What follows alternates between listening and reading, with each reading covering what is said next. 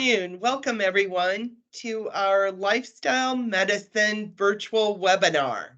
We're excited to have Erin Hudson, our Occupational Health Program Manager, and Dr. Christy Arntz, Medical Director for Lifestyle Medicine, presenting on occupational health on-site services, as well as implementing lifestyle medicine and wellness services and programs right at your workplace. Before we get started, I have a couple of housekeeping items.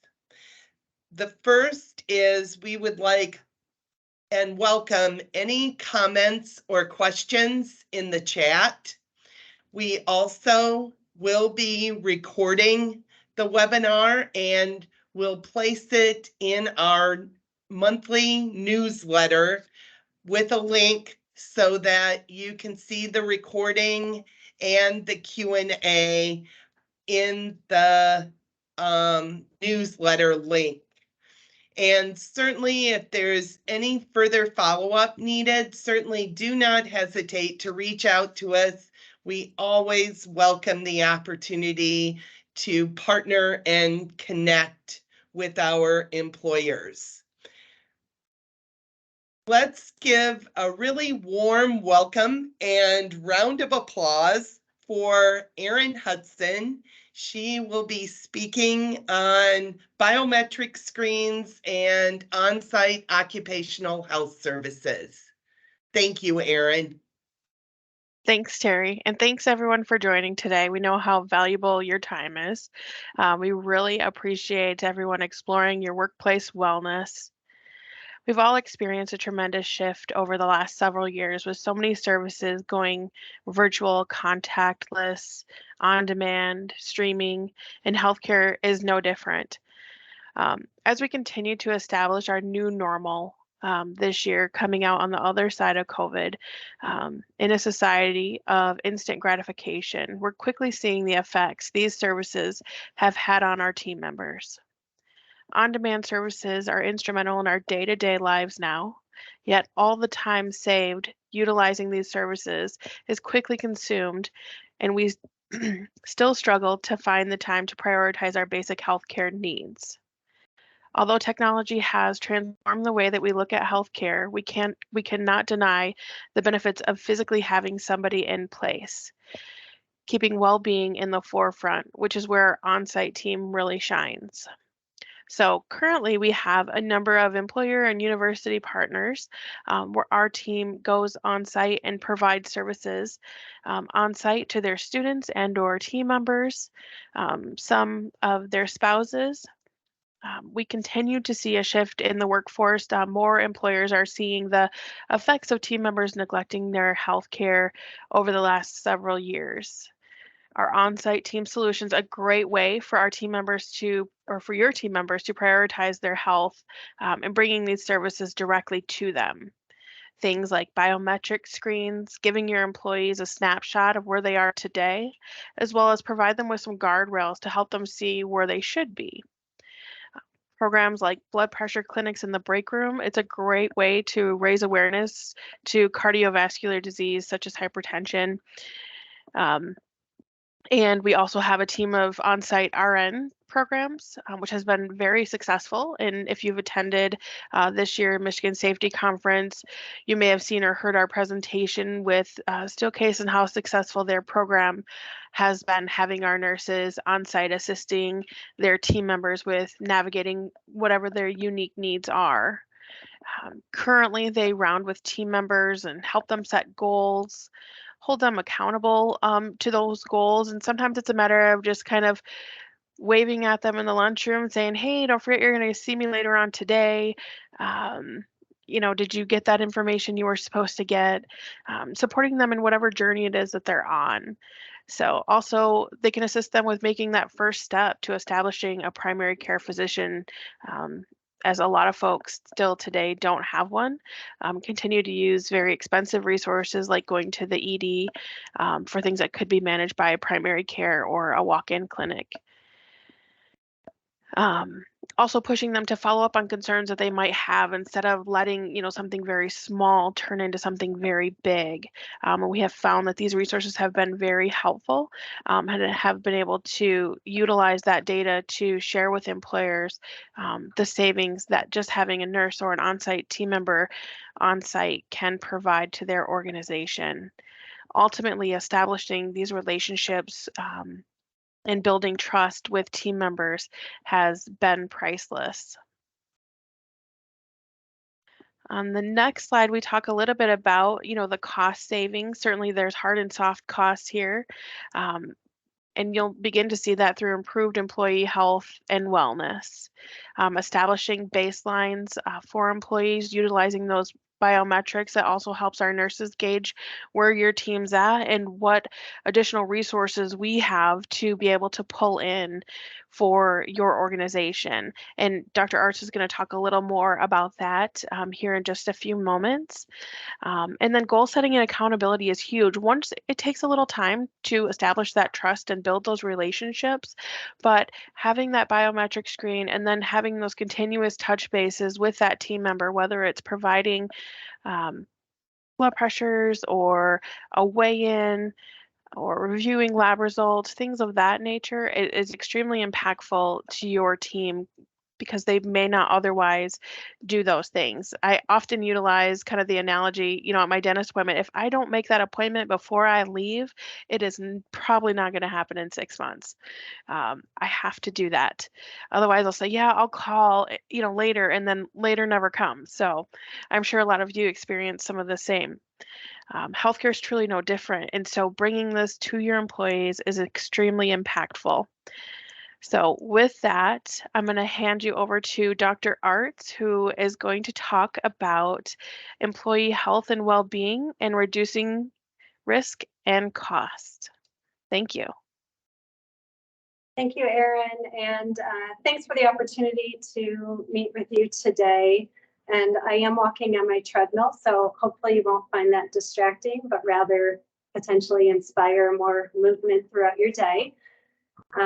Yeah, I'm excited to talk with you today about lifestyle medicine and the programs that we have available to support your employees, both with reducing their risk for chronic disease, which we all know will work towards reducing healthcare costs and, of course, productivity, improving productivity in our workforce as well.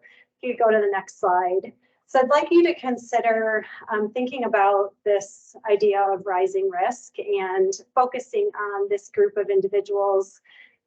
Maybe it's someone in your family, maybe it is one of your employees or group of employees, but rising risk to in the clinical context really thinks about who are the individuals that are beginning to develop risk factors for chronic conditions.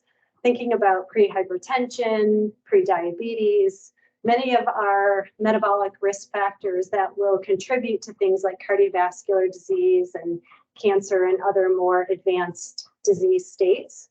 And then understanding how we can identify these individuals and support them with services that will help to essentially change that trajectory, improve their overall clinical condition currently, while also thinking about ways we can reduce costs and prevent the onset of some of these more advanced chronic conditions.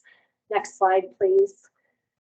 Currently in our lifestyle medicine practice, so we see patients both virtually and in person, and many of the patients that we currently care for do have multiple, chronic complex conditions, but I oftentimes will begin a conversation or a new patient visit with asking when that individual felt at their best. When was the last time where they truly had good health or optimal health? And many individuals oftentimes will comment of, prior to kids, or maybe when I was in high school, and, historically when they felt like they were achieving great health and had health behaviors that really supported their overall health and well-being. And over the years, obviously, these are things that can change pretty dramatically and put us at risk for chronic conditions developing. And I mention this because it's oftentimes, not something that happens overnight, but we have an opportunity both as, clinicians and even, within the employment area to really identify some of these risks earlier on, again, that rising risk group. So if you look at, where we're developing more of that poor clinical health and these preconditions, we have a lot of opportunity to identify these states and intervene appropriately and support patients and our employees in a way to, again, prevent worsening disease. Next slide, please. And what we're hoping to accomplish is more of a whole person approach to care and recognizing the impact of both the physical and mental health conditions that can contribute to chronic disease risk.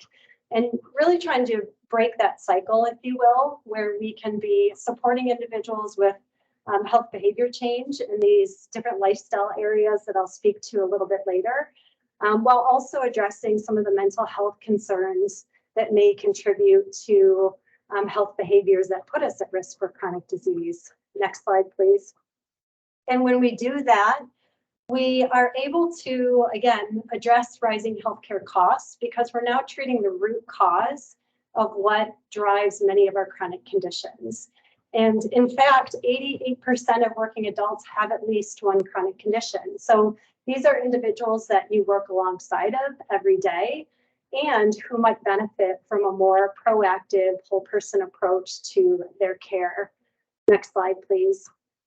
When we proactively intervene earlier on and potentially prevent that individual from developing additional chronic conditions, as many of these, what I would call metabolic diseases, they have common root causes. So metabolic diseases would include, again, things like type 2 diabetes, many autoimmune conditions, hypertension, high cholesterol, and many of these being risk factors for things like stroke, heart attack, cancer, and so on and so forth. If we can intervene earlier on and prevent the accumulation of additional metabolic chronic disease risk factors, we can then, of course, change that trajectory, both in terms of improving overall health, but in addition to that, reducing cost. Next slide, please. And getting back to also the impact that our mental well-being has on our overall health and what that means in terms of healthcare costs is looking at this from a whole person perspective again. And this published literature in the Journal of Managed Care in 2019 looks at that cumulative cost risk as it relates to depression scores on one of the common surveys that we'll use to measure depression.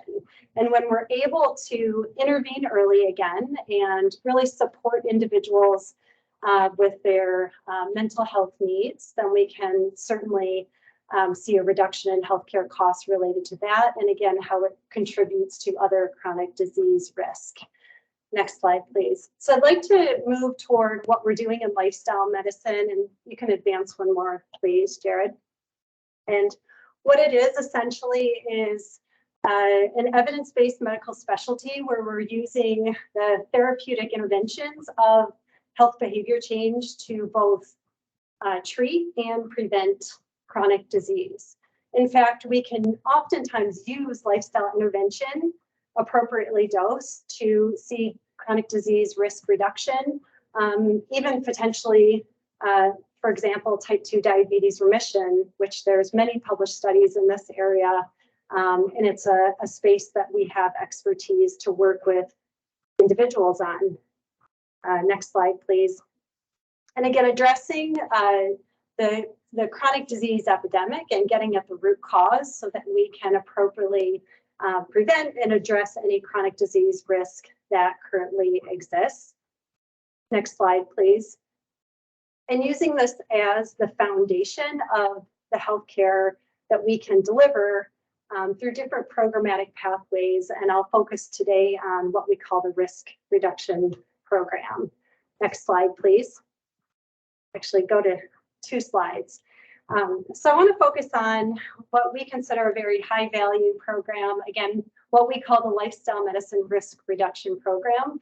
And this is in partnership with a company called Nudge Health, who has come alongside of us to create a scalable solution that can be delivered both virtually, telephonically, with in-person visits where it's appropriate, but it's meant to be available to patients and employees, no matter where they are, or really serving to support their health in between what in the past has been typical episodic sick care visits.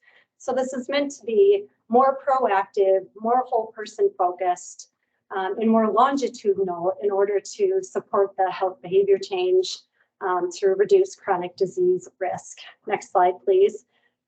We deliver this in what's called a collaborative care structure, and the published evidence on using collaborative care, which I'll describe in just a moment, is essentially when we look at targets for treatment in terms of what we're hoping to improve with individuals, we can see a much more rapid improvement when we use a collaborative care team-based model.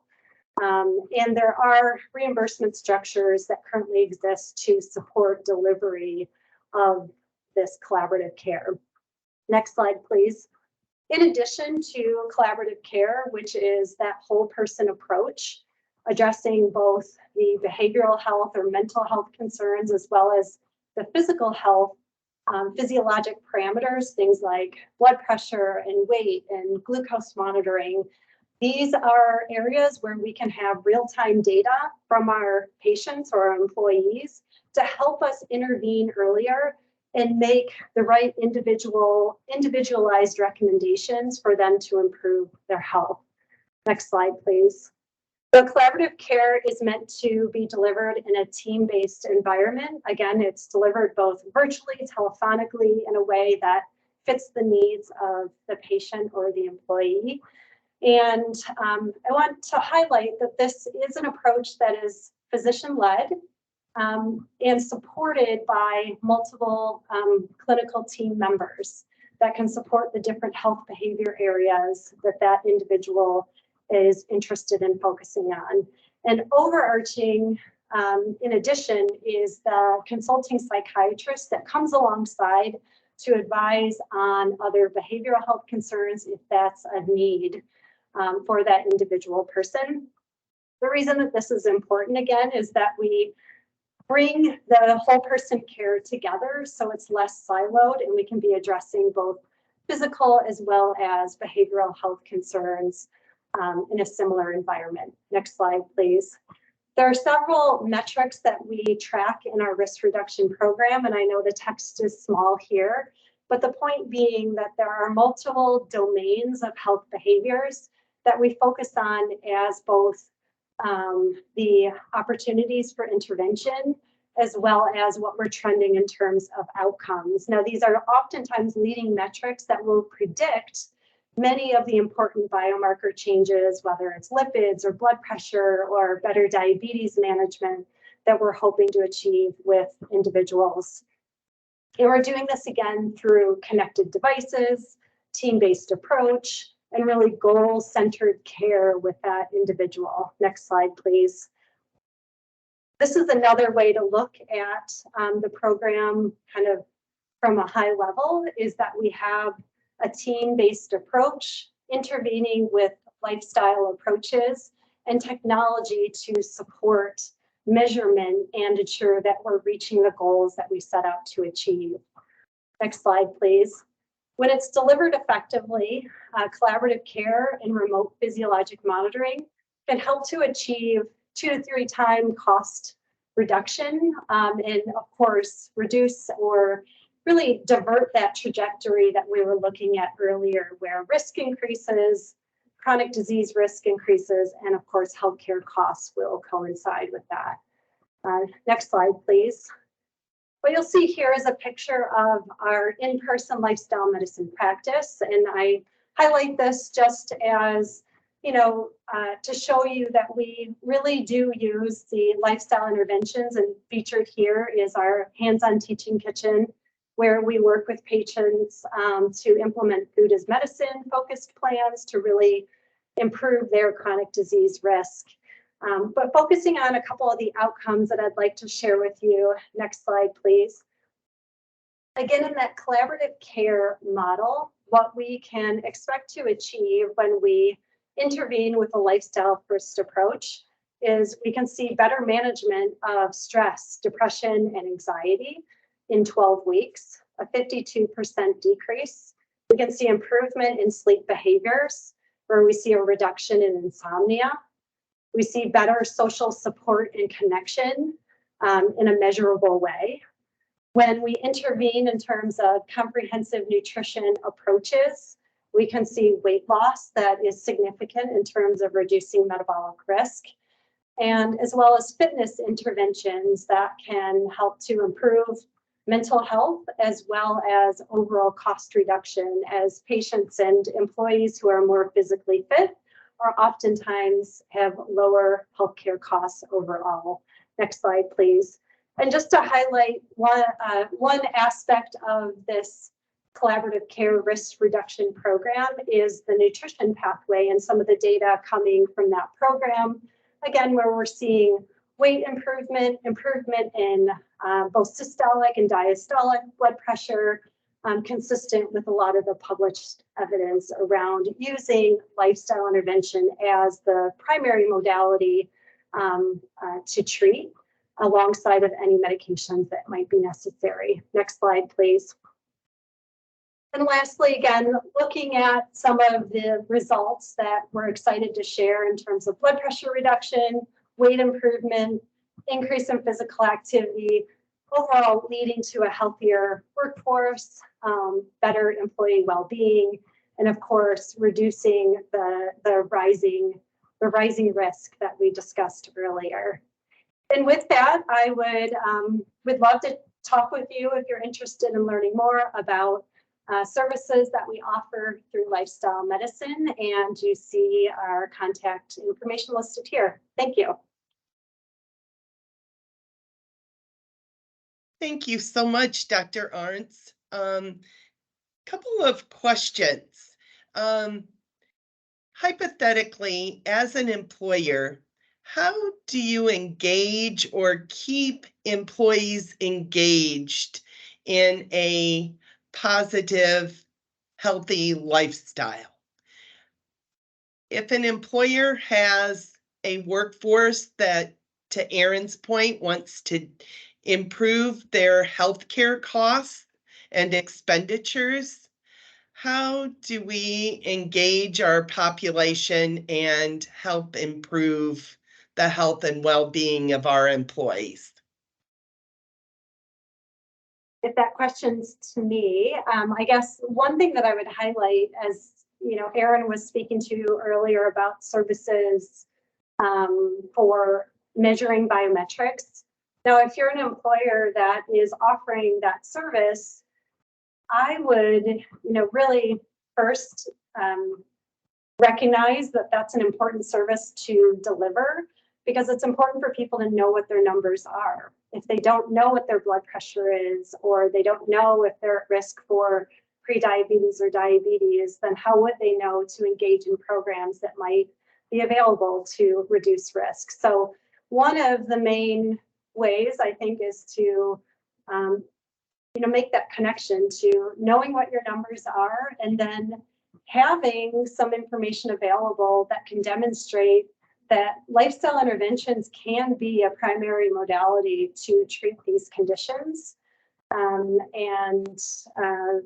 Engagement rates that we're typically seeing with this collaborative care program oftentimes exceed 80% or greater. So patients are engaging in longitudinal care, multiple touch points during, several months in a row with high engagement. And when we see greater engagement is oftentimes when we see greater reduction in chronic disease risk and healthcare spend.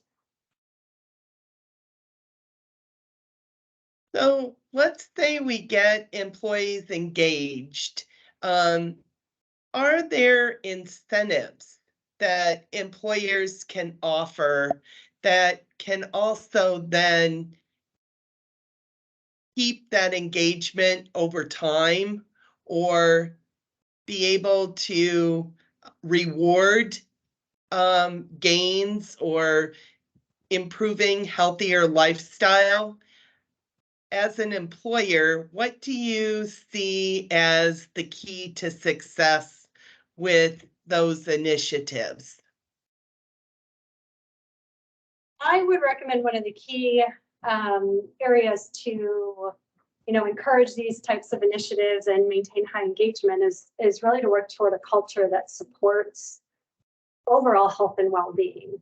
And that can look like healthy food offered in your cafeteria spaces, areas to walk and take the steps, and outdoor spaces where people can enjoy lunch together. So I think there's clearly a role for intervening with intensive therapeutic lifestyle change programs, but there's also the environment and culture to support the gains that individuals might make through some of these interventions. And as an employer, I think there's a great opportunity to create a culture that really supports health and well-being.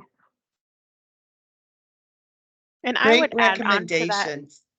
Thank Sorry, you. Terry. Aaron, go ahead. I would just add on to that, having, the nurses or the on-site team on site can help continuously promote those efforts. So it doesn't become the flavor of the month. Maybe it's like, hey, I'll see you at 11. We're going to hit the stairs. Or do you want to walk around the building at noon, or whatever those little things are, parking further away in the parking lot to help with those reminders, because we all get busy with our day-to-days. We have places to be and people to see. So with having somebody to focus specifically on those areas can be tremendous help. Thank you. Just wondering, Dr. Arntz and Aaron, if you can provide a couple of examples of success stories. How do you see, either with individuals or with employers, how you see taking steps towards implementing these interventions for engagement? What kind of success could I expect as an employer? Yeah, I mean, I can certainly speak to some of the individual success stories that I think, can represent, be representative of a wider variety of patients that, probably have similar conditions. There are several patients, and one of the conditions that we're seeing increasingly of concern, and again, I keep using that umbrella, metabolic disease. And I think it's an appropriate term to become familiar with, because a lot of our most common conditions are under that umbrella of metabolic disease. So type 2 diabetes, overweight and obesity, high blood pressure, high cholesterol, fatty liver disease. That increasingly is a condition that we're seeing of greater concern, and is actually becoming the #1 reason for liver transplantation in the United States. And so we actually work really closely, and as a case example, with our gastroenterologists, our hepatologists, or our liver specialists, who are seeing individuals with fatty liver disease, and as it progresses, it creates scarring in the liver, and that's where liver failure can occur. And the #1 recommended treatment to reverse that process is lifestyle intervention in every published guideline. And similarly, for cardiovascular disease, the primary treatment strategy is lifestyle intervention. So, take any chronic condition, and if you look at published guidelines, the primary and secondary prevention strategies always begin with lifestyle intervention. And now we have the programs and structures available to deliver that. I think that's what's been lacking in healthcare for so long, is the structure to truly deliver whole person care, taking both the physical and the mental health needs of that patient, the social, behavioral risks that they have, and really bringing it together in one therapeutic intervention. And so for the patients, for example, that I'm seeing, we can actually over time, and many patients will work with us for 6 to 12 months, if not longer, we can see resolution of fatty liver disease. Alongside of that, we often see diabetes improvement, and we're reducing medications. We are experts in deprescribing medications, and that's usually not what you hear from your clinical team, but that's what we can offer, is interventions whereby your employees and or patients can have medications reduced and potentially deprescribed. And that's a really powerful way, I think, to bring that opportunity to your employees and say, this is an option, this is based on the best published evidence, and we now have it available to help you with your chronic conditions. Thank you, Dr. Arntz. Can you also then speak to the cost and how individuals access the lifestyle medicine? I get my biometric screen done, and I find that I have some concerns in the results of my biometric screen. And I understand this program's available. How would I encourage employees to access it? And what is the cost? Is there reimbursement through insurance? How does that process work? Yeah, that's a great question. So current state, patients or employees could either self-refer or upon referral from their primary care physician.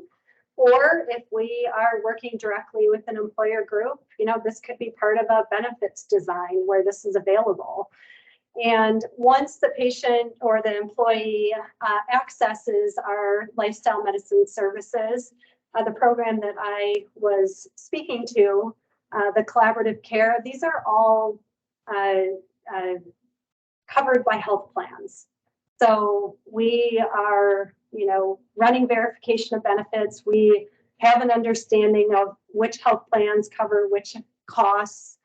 Similarly with remote physiologic monitoring. So being able to monitor blood pressure and weight on an ongoing basis while an individual is participating in a lifestyle intervention, such that we might be able to decrease the medications that are needed for chronic conditions. So these are services that are reimbursed by most health plans. There are some iterations, but that would be a conversation that we could certainly have with individual employer groups. Excellent strategy. So I really appreciate that. Want to encourage anyone who does have questions to put them in the chat. We can certainly address those questions. Are there any other thoughts or comments that you have?